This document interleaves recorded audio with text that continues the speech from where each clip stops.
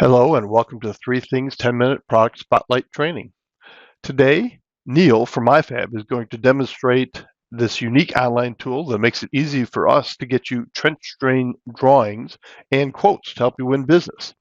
Neil's going to go over what information we need from you to design the trench drain, how does the design tool work, and how to use the resulting files to help you win the business. And here's Neil. To begin a project, there's a few things that we're going to need to get this thing going. So the first one would be the set of plans associated with the project. All that information is there. I have a set of plans here that I was working on earlier, and then from there, if you have these plans, I would typically do this was just an easy measurement. So I would grab the measurements from there, and this I already know what material this one was requesting. This was a stainless steel job. It was just draining here at the ends. So it's pretty straightforward job. So now that I have that information, I know what material I want. I know where it's draining. I also need to know the load class. So we can, once we're building this quote and building this run here, we know what type of grading material we're going to use. Now, what load class of grate we're going to use. Now, the material can vary. They may want a ductile iron. A lot of times that's going to be called out on those plans. Now, if there are no plans, try to give us as much information as possible and start creating some runs.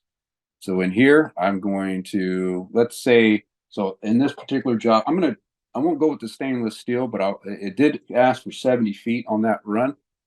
So I like to name the runs based on what information I'm getting here. So in this one, they're calling these runs, they just call it TD. So there's not much that differentiate each runs here, but what does differentiate is the length. So this one is roughly 80 feet, almost there. This one's almost 78 feet. So I can name it based on the length of the run. So let's say we had one there was almost 80 feet. So I'll call that an 80-foot run. So that'll help identify it there. So now I've named it. Well, we've got materials that we can choose from. There's our GRP, our polymer concrete, and our stainless steel channels. This tool currently only does straight runs, so we don't have the option of doing T's or 90s or 45s. But in the future, we're planning on getting that worked into it.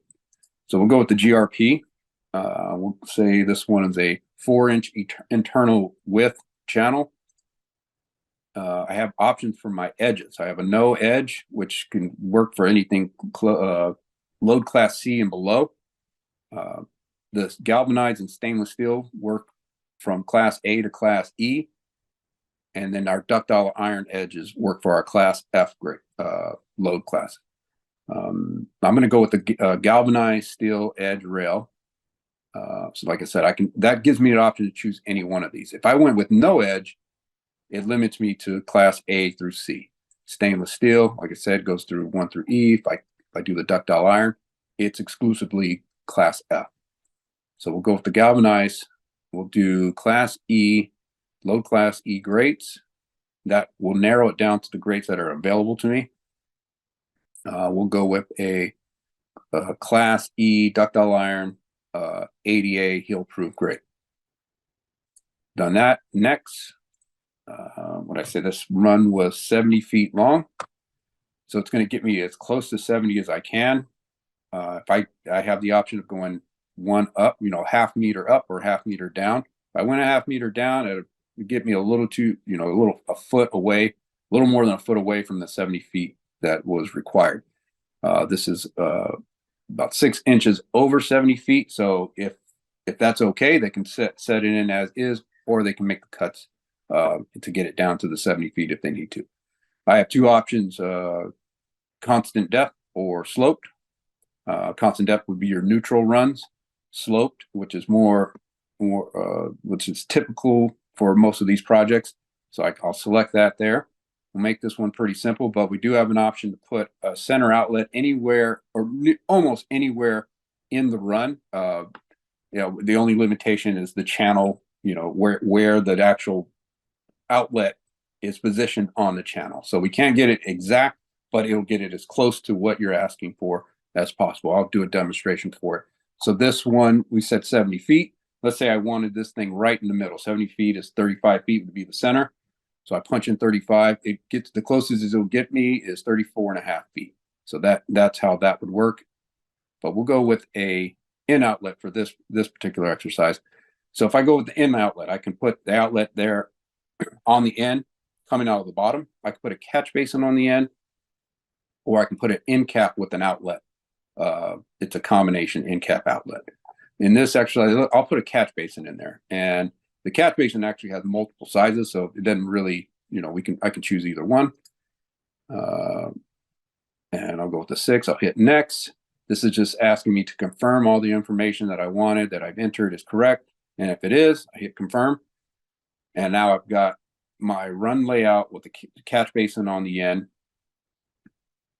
And that will conclude that run. That's pretty much it. Now I can go back to my project, start adding my multipliers, and then download my documents. Let's say this one is, I'm going to do my quote, and I would share that through email. But I'll go ahead and open up that quote there. So for this 70-foot run with galvanized edge rails and ductile iron grates and a catch basin, you've got your total there. I can go back and also download the drawing for that. Same thing, I share that through email.